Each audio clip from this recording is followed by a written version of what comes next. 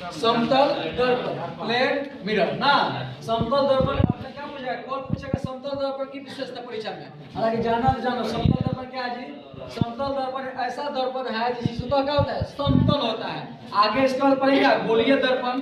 गोलीय दर्पण जैसे पढ़ेंगे इसमें ना, जो गोलाकार गोल का भाग होगा इसमें उसका क्या होगा, अवतल क्या बन जाएगा, उसको आगे पढ़ेंगे ना। अभी क्या पढ़े हैं, समतल दर्पण, ठीक है। समतल का ज्यादा प्लेन होता है, प्लेन मिरर, नाम है प्लेन मिरर। इसका कौन पूछेगा का विशेषता, समतल दर्पण की विशेषता है। ये छह विशेषता को क्या करना होगा, याद रखना होगा। पहला विशेषता क्या है, प्रतिबिंब दर्पण के पीछे बनता है, प्रतिबिंब दर्पण के पीछे बनता है, देखते हो ये आगे तक करेगा, दर्पण के पीछे बनेगा। दूसरा क्या, प्रतिबिंब दर्पण के आकार की, प्रतिबिंब का आकार वस्तु के आकार के बराबर होता है, यानी कि जितना बड़ा वस्तु होगा उतना ही बड़ा क्या होता है, प्रतिबिंब।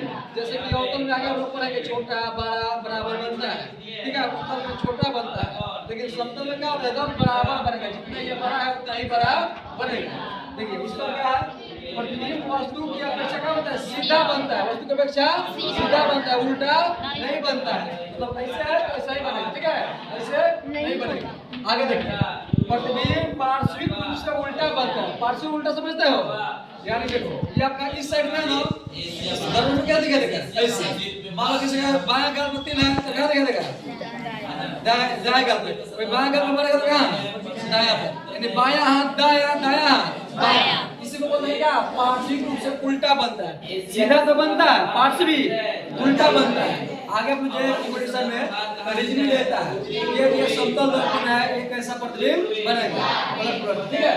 प्रतिबिंब आभासी होता है तो ऐसे पर्दा प्राप्त नहीं कर सकते हैं। प्रतिबिंब कैसा होता है, काल्पनिक होता है, यानी आभासी होता है, ऐसे पर्दा प्राप्त नहीं कर सकते हैं। अगला पढ़िए, प्रतिबिंब दर्पण से क्या होता है, उतना ही पीछे बनता है जितना वस्तु दर्पण के आगे होता है। मतलब 10 सेंटीमीटर का वस्तु रखोगे तो दर्पण के पीछे 10 सेंटीमीटर दूरी पर प्रतिबिंब बनेगा, ओके।